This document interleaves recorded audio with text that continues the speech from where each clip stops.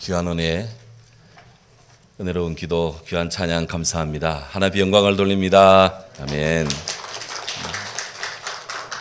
감사합니다. 오늘 이 설교는 지난달에 했던 중생에 이어서 우리 금년도 교단 설교 핸드북에 제가 작년에 이렇게 성결 분야 설교 원고를 제출을 했는데 그 설교를 오늘 하도록 하겠습니다. 당분간은 1, 2, 3, 4월은 매월 첫째 주일에 중생성결 신유 재림 사중복음 설교를 합니다. 어느 집에 두 자매가 막 다투었어요. 야, 너 내 우유 먹었지? 동생이 아니야, 안 마셨어. 동생이 거짓말 한다는 거 언니가 다 압니다. 작전을 바꿨습니다. 우유 맛있었지? 응, 그랬어요. 두 자매의 마음이 행복했답니다. 서로에게 정직했기 때문입니다. 착하고 깨끗한 마음이 소중성을 일깨우는 그런 일화입니다. 우리들도 하늘 앞에서 이런 깨끗한 심령, 성결한 심령으로 살면 좋겠습니다. 오늘 사도 야고보께서 주의 사랑하는 성도들에게 초대교회뿐 아니라 오늘 이 시대 이 말씀을 읽는 현대의 성도들에게도 주께서 성결하라라는 메시지를 오늘 우리에게 주고 계십니다. 오늘 7절에 이렇게 시작합니다. 그런즉 너희는 하나님께 복종할지어다. 마귀를 대적하라. 그러면 너희를 피하리라. 너희는 하나님께 복종할지어다. Submit yourselves to God. 하나님께 내 마음을 복종시켜라. 지난 교역 성경에는 하나님께 순복할지어다 이렇게 말씀합니다. 복종하라라는 후포타게테라는 이 말은, 후포라는 말은 아래라는 전치사입니다. 하나님 아래에 네 마음을 하나님 아래에 두라. 너를 하나님 아래에 두라. 네 자아를 하나님 아래에 두라.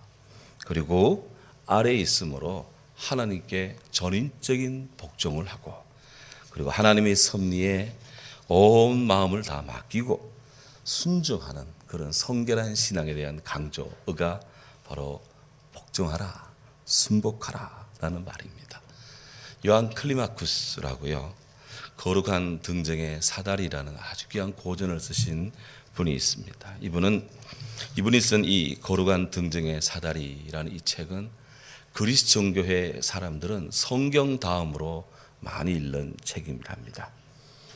이 요한 클리마쿠스는 시내산 등정을 하다 보면 그 시내산 바로 밑에 성 캐드린 수도원이 있는데 바로 그곳에서 40년 동안을 은수사로 세상에 자기를 드러내지 않고 40년 동안을 그 좁은 수도원 안에 살았고 말년에는 수도원 원장으로 봉직하다가 하나님 부름을 받았습니다. 거기서 거룩한 등정의 사다리, 하나님의 하늘나라를 향해서 올라가는 거룩한 사다리라는 이런 책을 썼는데요. 거기에 순종에 대해서 이분이 기도하며 이런 말씀을 했습니다. 순종은 자기의 삶을 완전히 포기하는 것으로서 우리의 행동 안에서 분명히 드러난다. 또 순종은 그의 정신이 살아있는 동안에 나의 지체들을 죽이는 것이다. 마틴 루터, 위대한 하나님의 종교개혁가입니다.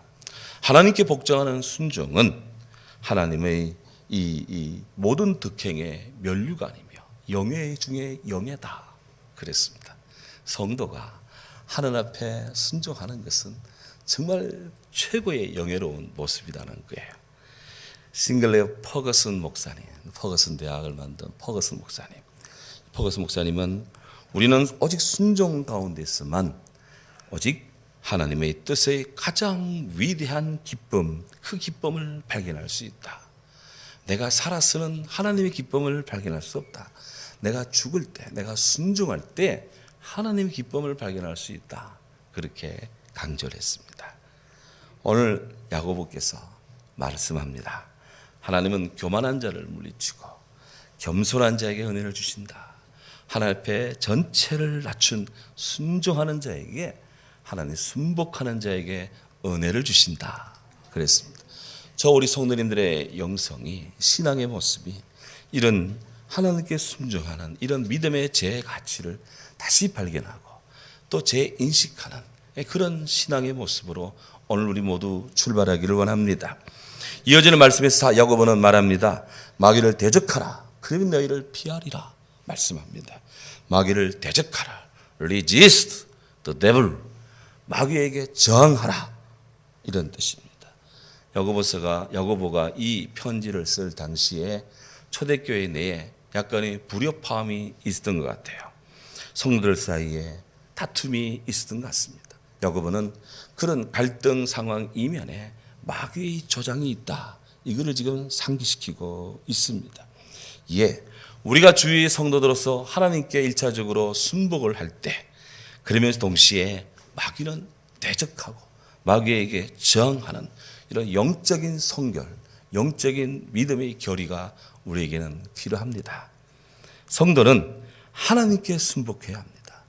마귀에게는 순복해야 될 거 아니에요. 마귀에게는 저항을 해야 됩니다. 대적해야 돼요. 왜? 마귀라는 것은 디아블로스. 디아라는 뭐뭐 사이에, 블로스는 깨뜨린다는 말입니다. 마귀는 나와 너 사이에, 그대와 나 사이에, 하나님과 우리 사이에 들어와서 서로를 깨뜨립니다. 고소합니다. 중상모략합니다. 이게 마귀의 주특기예요. 사탄이 하는 짓입니다. 마귀는 성도로 하여금 하나님 말씀을 거역하게, 주의 말씀을 듣지 않도록 주님께 순복하지 못하게 갖은 모습으로 다양한 얼굴로 주의 백성들을 파괴합니다. 마귀가 놓는 하나님 백성을 유혹할 때 마귀가 설치하는 7가지 덫이 있대요. 우리 쥐 잡을 때 덫 놓듯이 7가지 마귀의 덫이 있는데, 첫째, 누구나 하는 것인데 내가 했다고 잘못이 될까? 두 번째, 아직 젊으니까 신앙생활 나중에 나이 들어서 하자. 세 번째, 이건 아주 미미한 거야. 양심에 큰 문제 안 돼. 네 번째, 이번에 딱 한 번이니까 괜찮겠지. 다섯 번째, 그동안 너무 힘들게 살았으니 이 정도는 보상을 받아도 돼. 여섯 번째, 이것이 나에게 주어지는 좋은 기회가 아닐까. 일곱 번째, 아무도 보지 않으니까 문제 없을 거야. 이런 것이 마귀가 우리 생각 속에 교묘하게, 우리 마음 속에 교묘하게 설치하는 영혼의 덫이랍니다.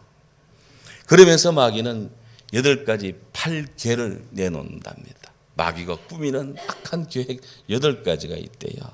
첫째, 피곤하고 바쁘다는 핑계로 교회 나가지 않는 자, 그는 나의 가장 믿을 만한 일꾼이 될 것이고, 이 마귀가 하는 이야기예요. 두 번째, 목사의 과오나 흠을 보고 터집지 않는 자는 설교를 많이 들어도 은혜 받지 못할 것이고, 세 번째, 자기 교회이면서도 교회에 나오라 사정해야 한번 얼굴 보이는 자는 교회 안에서 트러블 메이커가 될 것이고, 네 번째, 남의 말 옮기기 좋아하는 자는 내가 가장 좋아하는 다툼과 분쟁을 유발시킬 것이고, 다섯 번째, 걸핏하면 삐죽거리는 자는 작은 일에도 화를 내고 교회를 곧 그만 나오게 될 것이고, 여섯 번째, 하나님 일에 인색하고 주의 일에 헌신하지 않는 자는 나의 일을 가장 잘 돕는 자고, 일곱 번째, 성경을 읽지 않고 기도할 수 없을 만큼 바쁘다고 하며 그런 자는 나의 유익에 쉽게 넘어가는 내 먹잇감이고, 여덟 번째, 하나님을 사랑한다 하면서도 자기 형제와 자기 이웃을 미워하는 자는 나의 영원한 친구가 될 것이다. 오 주여, 허바디스톰이네. 감사한 것은 그래도 아멘 하시는 분이 한 명도 없어가지고 얼마나 감사한지. 여기에 만약 아멘 했으면 어떡하겠어 우리가 지금. 이 마귀가 꾸미는 8가지 계책이래요. 이것이 1980년대 미국 메이저리그 야구 선수로 맹활약을 하다가 20세기 초에 미국에서 가장 영향력 있는 복음 전도자로 활약을 했던 빌리 선데이라는 분이 있습니다. 아마 이야기 들으시면 많을 겁니다. 빌리 선데이. 빌리 어린 시절 교회를 다닐 때면 그의 담임 목사님이 빌리를 아주 예쁘게 봤대요. 그래서 빌리한테 자주 이야기하셨답니다. 빌리, 네가 하루에 15분씩 하나님 말씀을 들어라. 성경 읽기에 매일 15분씩 하나님께 너의 이야기를 드리라. 기도하기. 매일 15분씩 하나님에 대하여 말하라. 다른 친구들한테, 사람들한테 말하라. 전도하기.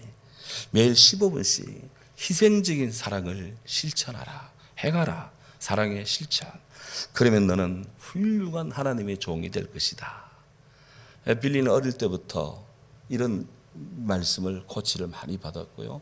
그가 나름대로 평생 그 가르침을 살려고 많이 시도를 했습니다. 그런데 야구 선수로 쫓아다니다 보니 잘 못할 때가 많잖아요.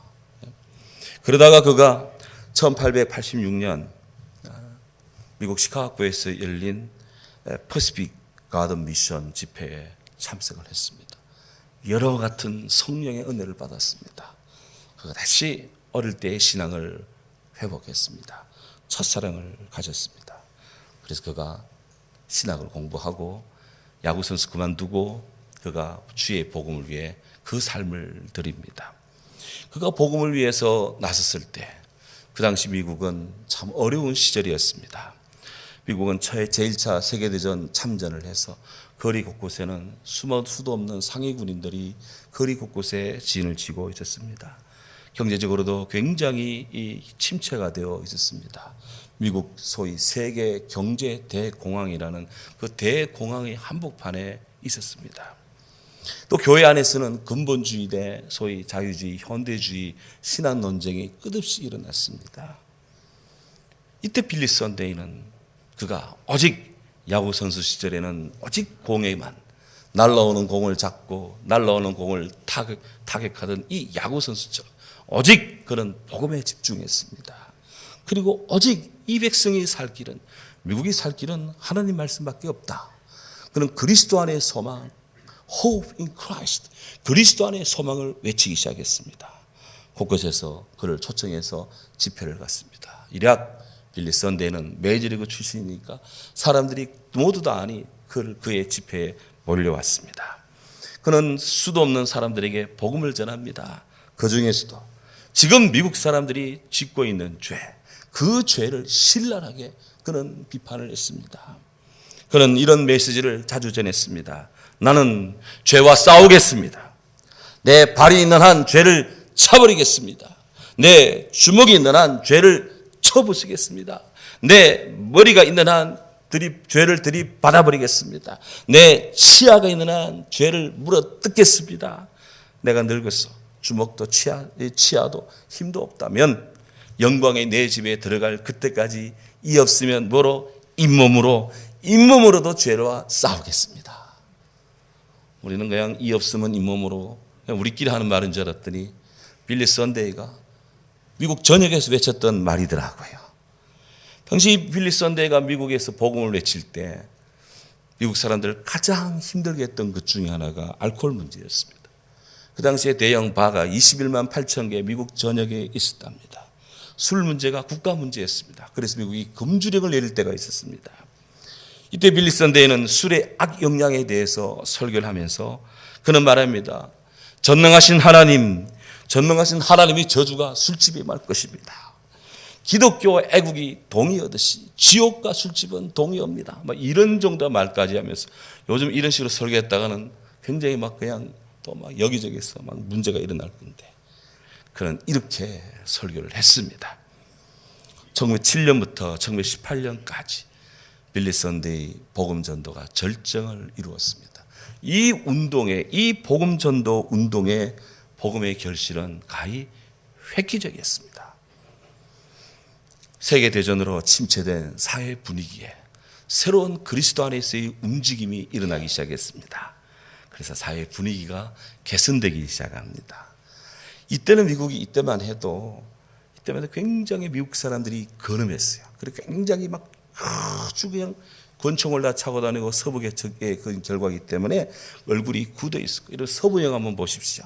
빵긋빵긋 웃는 영화 얼굴 별로 없습니다. 다 얼굴 인상이 팍팍 굳어 있고 그야말로 살벌한 그런 모습들이었대요. 근데 이 빌리 선데이에 의해서 그리스도 안에서의 부흥운동, 이 운동의 여파로 미국 사회에 변화가 일어났습니다. 그래서 서로 바라보고 그리스도 안에서 하이하기 운동. 만나는 사람마다 거리에서 하이하고 이빨 드러내놓고 미소 짓기 운동. 가정에서는 아내와 남편이 출근 시 퇴근 시 서로 안아주기 허그 운동, 아이들 안아주기 운동, 얼굴에 뽀뽀해주기 운동, 사랑하기 운동. 이 운동이 일어났습니다. 사람들이 건면해지기 시작했습니다. 회개하기 시작했고 술을 끊기 시작하니 건면해지고 가정 경제가 돌아갑니다.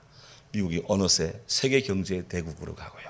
미국 군사력도 세계 강국 대국의 바늘에 들어서게 되었습니다. 이때부터 미국 사회의 굳은 얼굴은 저리 가고 다 빵긋 웃는 얼굴로 바뀌었습니다. 여러분 혹시 미국 영화 보시면 주인공 죽는 거 봤습니까? 미국 영화의 결 특성이 꼭 해피엔딩입니다. 근데 우리 한국 영화 보면 꼭 주인공이 죽어요. 비싼 돈 내고 들어가서 영화 봤는데 주인공이 죽어. 늘 마음이 아파 찝찝해. 근데 미국 영화를 보고 나면 주인공은 안 죽어요. 다른 사람은 죽어도 주인공은 안 죽습니다. 그러니까 보고 나서도 좀 잘 봤다는 마음이 제게는 있더라고요. 그래서 이게 다 언제부터 바뀌었느냐? 빌리 썬데이 때부터 시작이 됐다는 거예요. 이게 예수님 복음이 한 소년의 마음을 움직이고 한 심령을 새롭게 하니 사회가 새로워집니다. 야구 선수로서 그 팬을 즐겁게 하던 그가 온 세계 사람들에게 지금도 영향력을 미치고 있습니다. 사랑하는 여러분, 사도 베드로는 우리에게 권고합니다. 건신하라, 깨어라. 너희들 적 마귀가 우는 사자같이 두루다니며 삼킬 자를 찾나니 너희는 믿음을 굳게 하여 저를 대적하라 그랬습니다. 이는 세상에 있는 너희 형제들도 동일한 고난을 받는 줄 압니다. 우리가 믿음 생활할 동안에 늘 끊임없이 마귀는 이런 모양 저런 모양으로 믿는 자를 침탈해 옵니다. 그럴 때 우리는 마귀의 종이 될 것이 아니라 예수 그리스도 우리 주의 말씀으로 무장해서 능히 대적하고 승리하는 크리스찬으로 서야 될 줄로 믿습니다. 이어서 오늘 성경은 우리에게 말합니다. 하나님을 가까이 하라. Come near to God. 하나님께 가까이 오라. 그렇습니다. 하나님 가까이 하라. 왜 하나님을 가까이 해야 됩니까? 거리가 너무 멀어졌기 때문입니다.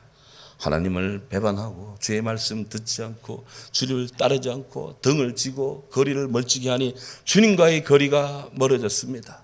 내 팔이 짧아, 내 다리가 힘이 없어, 내 눈이 어두워, 내 마음이 부족해서 너희 백성들을 구원하지 못함이 아니다. 너와 나 사이에 죄가 가득 차 있다. 인생의 죄가 가득 차 있다. 이사야 선지자가 통탄을 했습니다. 하나님을 우리가 가까이 해주시는데 우리 마음이 주님으로부터 멀어져 있고 말씀으로부터 멀어져 있고 그러다 하다 보니 모든 것에 이런 엄청난 거리와 갭이 10년이 구렁텅이가 우리 앞에 참으로 이렇게 트랩처럼 놓여져 있습니다. 오늘 성경은 이런 거리를 좁히라, 하나님과의 거리를 좁히라, 주님과의 거리가 밀착되라, 이렇게 주과의 거리를 가까이 하라고. 이것이 그리스도 안에서 성결한 모습이라고 말씀합니다. 시편 73편 28절에 보면 아삽이라고 하는 시인이 이런 고백을 합니다. 하나님께 가까이 함이 내게 복이라. 하나님 가까이 함이 당신에게 복이라가 아니라 내게 복이라. 예, 이것이 신앙인의 특권입니다. 주님의 복을 가까이에서 가까이 주는 주님의 복을 다 받아 누립시다. 느헤미야는 말합니다. 여호와를 기뻐하는 것이 너의 힘이니라. 하나님을 기뻐하는 것이 우리의 힘이 된대요. 한 나라의 힘을 측정하는 데는 몇 가지가 요소가 있습니다. 경제를 기준으로 경제력은 얼마냐? 국방력을 기준으로 나라의 이 안보 태세는 어느 정도냐? 요즘은 문화를 기준으로 해서 그 나라가 문화 콘텐츠가 세계적인 문화 영향력이 어느 정도냐? 이런 거 보면 참 현대 한국은 참 경제적인 면에서 국방적인 면에서 문화적인 면에서 수준급의 나라입니다. 이 정도면 정말 멋있는 나라를 할 수 있습니다. 우리나라의 국방력도 많이 증가가 되었습니다. 국방비 지출이 한국이 50조 원 정도가 된대요. 북한은 5조 원 정도랍니다. 참고로 미국은 1000조국입니다. 1000조 원. 경제력, 북방의 차이를 알겠죠. 어느 정도인지. 그런데 문제는 우리나라의 안보를 생각하는 그런 전문가들은 대한민국이 경제력 면에서는 이렇게 세계 5위권, 국방력 5위권 정도 총량은 그리 될지 몰라도 안전 요소는 상당히 위태위태하다. 왜? 북한과의 이 면에서 비대칭 전력이 북한이 너무나 세기 때문입니다.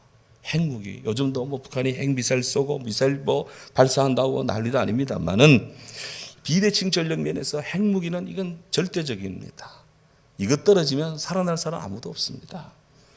그러니 이거 있기만 해도 모든 재래식 무기를 압도한다 이거예요. 그런 비단, 이를 극복하는 문제는 과연 여기만 있겠느냐 하는 것입니다. 믿음의 세계에서 볼 때 영적인 견지에서 보면 지금도 우리 크리스찬들은 영적인 전쟁을 치르고 있습니다. 지금도 마귀는 우리 믿는 자를 집어삼키려고 가진 수단 방법을 다 동원하고 있답니다. 군사력 측면에서 보이는 유형 전력, 탱크는 얼마고, 자주포는 얼마고, 잠수함은 어떻고, 공군력은 어떻고, 이런 유형 전력 대단히 중요합니다. 그와 함께 무형 전력 중요합니다. 정신력이 갖추어져야 됩니다. 아프가니스탄이 탈레반한테 무너졌습니다.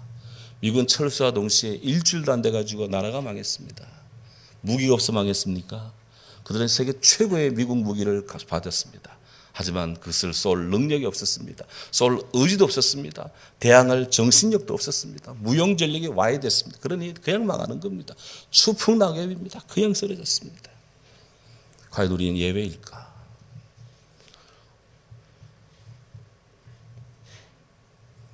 영적인 세계도 마찬가지입니다. 사도 바울은 에베소 교회를 향하여서 마귀의 계계를 능히 대적하기 위하여 하나님의 전신갑주를 입으라 말씀하고 있습니다. 우리가 이 하나님의 전신갑주로 완전 무장해야 될 이유는 이 악한 날에 어둠의 세상 주관자들, 하늘에 있는 악한 영들을 상대하고 대항하고 이기기 위해서 그런 것입니다. 이 악한 날의 전투에서 이기고 그리고 이 일을 행한 후에 서기 위함이다. 승리하기 위함이라고 성경은 가르칩니다. 사랑하는 여러분, 우리나라가 경제적 면에서도 군사, 문화적, 스포츠 면에서도 우리가 뛰어난 나라가 되고요.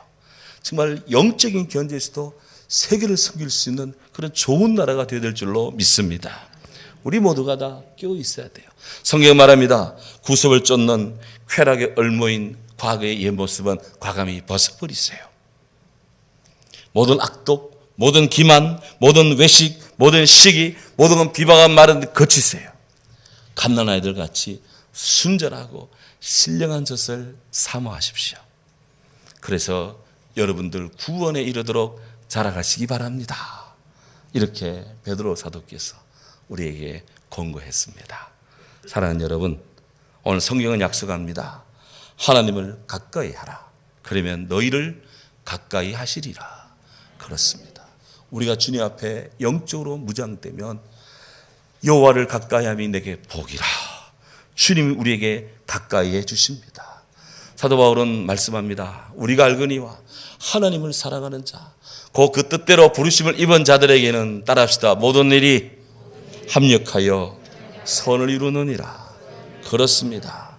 하나님을 사랑하는 자, 그 뜻대로 행하는 자, 합력하여 선을 이루는 축복을 받습니다. 이것이 주의 은혜입니다. 이 성경은 사도 야고보는 말합니다. 죄인들아, 손을 깨끗이 하라. 두 마음을 품은 자들아, 마음을 성결하게 하라. 그랬습니다. 오늘 이 말씀에서 성도를 칭하는 두 가지 호칭이 눈에 들어옵니다. 하나는 죄인들아, 또 하나는 두 마음을 품은 자들아. 야고보는 그 시대의 교회를, 성도를 향해서 죄인들아, you sinners, 두 마음을 품은 자들아, 두 마음이 겹쳐져 있는 자들이요. 죄인들아, 지금 죄에 젖어 있다는 거예요. 죄에 젖어 있습니다. 죄악으로 기울어져 있습니다. 좀 어려운 말씀이면 죄악에 경도되어 있습니다. 죄인들입니다. 두 마음을 품은 자들아. 하나님 편에서는 하나님을 사랑하는 마음이 있기는 있어요. 그러나 또 한편에서는 마귀 속삭임에 귀를 기울입니다. 즐거움에 귀 기울입니다. 하나님 없이 살고 싶습니다. 그래도 안 될까 생각해 봅니다. 두 마음이 있습니다. 하지만 예수님 분명히 말합니다. 하나님과 세상을 동시에 섬길 수가 없다. 두 주인이 있을 수 없다. 하늘의 태양이 둘이 아니듯이 우리들이 심령에 두 마음을 품고 살 수는 없다. 그렇습니다. 오늘 성경 명령합니다. 죄인들아, 손을 깨끗이 하라. 손을 깨끗이 하라. 우리는 손 소독제로 손을 닦습니다. 소독합니다. 그리고는 그런 다음에 반드시 밖에 나가서 화장실에 가서 손을 또 깨끗하게 씻기를 하십시오. 손을 깨끗이 하라. 손에는, 성경에는 손에 여러 유형들이 나옵니다. 큰 손이 있습니다. 봉사를 잘하는 손, 남을 잘 섬기고 복음으로 섬기는 큰 손이 있습니다. 작은 손이 있습니다. 이 작은 손은 다른 사람에 비해서, 큰 손에 비해서는 좀 스케일이 작습니다. 내게는 좋은데 다른 에게는 부족합니다. 이건 인색한 손. 하나님 복을 받을 때도 포신이 적습니다. 세 번째는 검은 손이 있습니다. 이 소위 강도, 절도범 이런 악한 자들의 손, 검은 손입니다. 네 번째는 피 묻은 손이 있습니다. 다른 사람을 살상한 그런 흉한 손들입니다. 하나님은 다 이런 손들을 심판하는 거예요. 다섯 번째는 주먹을 쓰는 폭행의 손이 있습니다. 우리 성도님들은 어느 쪽 손이 지금 아주 잘 적용되고 있습니까? 예수님께서 손을 내밀어, 주님이 손을 내밀어 이 손으로 들고 쳤습니까? 칠 때도 있었습니다. 성전을 더럽히는 자들의 상은 들러 엎어버렸습니다.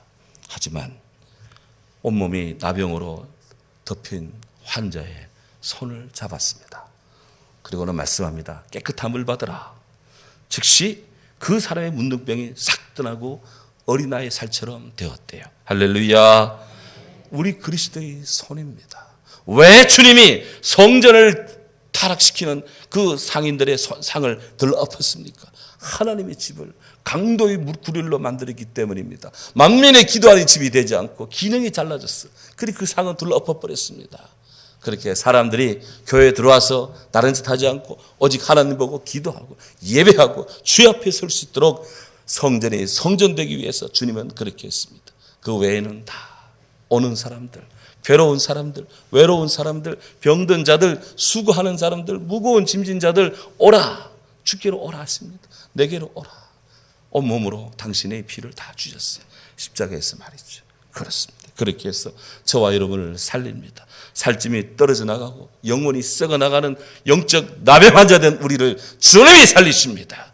이게 주의 거룩한 치료입니다. 오늘 그리스도 안에서 우리 모두 주님의 손을 잡읍시다. 야고보는 말합니다. 마음을 성결하게 하라. 그래서 마음을 성결하게 하라. Purify your heart. 너의 마음을 순수하게 하라. 성결하게 하라. 네. 주님께서 우리의 내적 외적인 모든 삶의 정결을 요구하십니다. 성결은 그리스도인의 필수 요건이요 필수 사항입니다. 하나님께서는 모세를 통해 주의 전으로 들어가고 주의 전을 섬기는 제사장들에게 회막에 들어갈 때, 성전에 들어갈 때 반드시 물두멍에 손을 씻어서 성결하게 한 다음 주의 일을 보라 그랬습니다.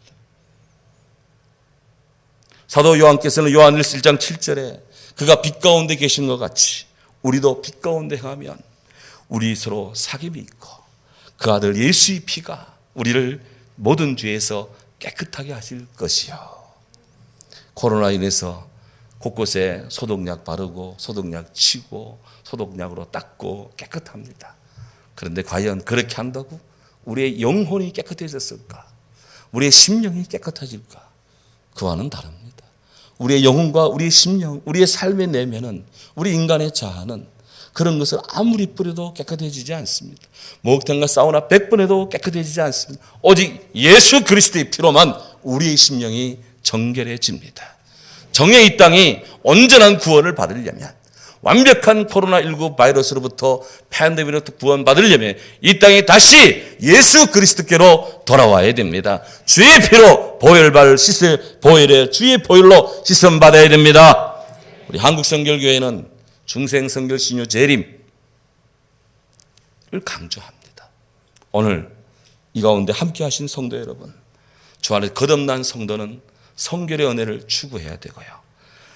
우리가 주의 은혜로 몸 병 고치는 이 신유의 궁극적 목적도 그리스도의 성결한 삶에 부합되기 위해서이고, 또한 모든 신자는 다시 오실 주님을 기다리고 맞는 영적인 신부로서 깨끗함과 단정함으로 내적인 아름다움으로 주님을 기다려야 할 줄로 믿습니다.